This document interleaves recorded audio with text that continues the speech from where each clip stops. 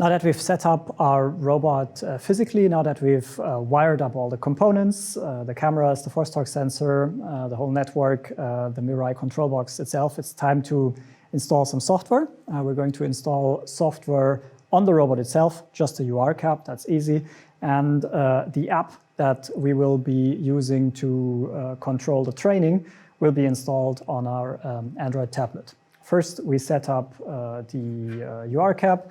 There is a stick, a USB stick that comes with MIRAI. I'll plug that into the teach pendant, go to Setup Robot, UR caps, the little plus item, select the USB disk, and go to MIRAI UR caps and select the UR cap that's on the stick.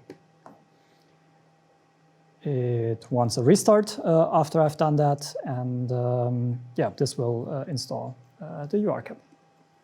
So after we've installed the UR cap on the robot, we also need to configure the robot's network to work with MIRAI. The way to do this is to set a static IP address. That's again in Setup Robot Network. Select the static address, and then you put in 192.168.100.100. The subnet mask is 3 times 255 and a 0. A default gateway, preferred DNS, and alternative DNS don't really matter. We apply that, and that just puts the robot in the network that the MIRAI box is in and that the force torque sensor control box is in, which is the 0.100 network. The robot is 100.100. MIRAI box is 0.5, and the force torque sensor is 0.15. The Wi-Fi that the tablet is connecting to is a different network, and they're just bridged without access to the internet. If you're on an E-series, you need to do a third step to allow MIRAI to control the robot, which is enabling remote control. You do that by going to Settings, then going to System and Remote Control, and there's a button that enables remote control. The way this works is you get a switch between local and remote control up here, and whenever you're controlling the robot, not from the teach pendant, but through guiding or for demonstration from the Android tablet, you need to switch the robot to remote control. It's a common mistake to forget about that, and then it will tell you no programs running on the robot side, and you need to switch back to remote mode on the robot. Let's get the tablet set up. The first step for that is to enter the network, the Wi-Fi network of the MIRAI control box. The way this works is MIRAI connects to the internet through one of the Ethernet cables. The Wi-Fi the Wi-Fi interface it has is exclusively used to communicate with the tablet, and there is no internet on the Wi-Fi that we're joining. So as we're doing this, do not get confused by the fact that a tablet tells you, there's no internet on the Wi-Fi. So usual procedure: we go to Settings, we go to Wi-Fi, and now we select the Wi-Fi that belongs to that particular MIRAI box. So I happen to work with MIRAI 45 here, so I select MIRAI 45. The Wi-Fi password is on the sticker on the right side of the MIRAI box. So once I've joined the wireless network of the MIRAI control box, I need to download the app, the robot training app from the controller.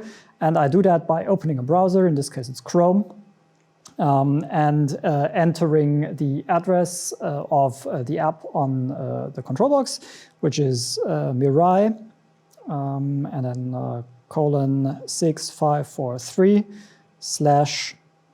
:mint/APK. The address is also in our quick start guide. You can just find it there and copy it from there. So you download the app, and after it's downloaded, you hit install, and this gets you set up. After you've installed the app, you can open it for the first time. If it is actually your first time, the skill list will be empty. And then going to add new skill will verify that MIRAI has internet and your communication between the tablet, the app, and the MIRAI controller works properly. You get an error message if the internet connection of MIRAI, for some reason, because you haven't plugged in the cable or there's no internet on the cable that you've plugged in, isn't there. Okay.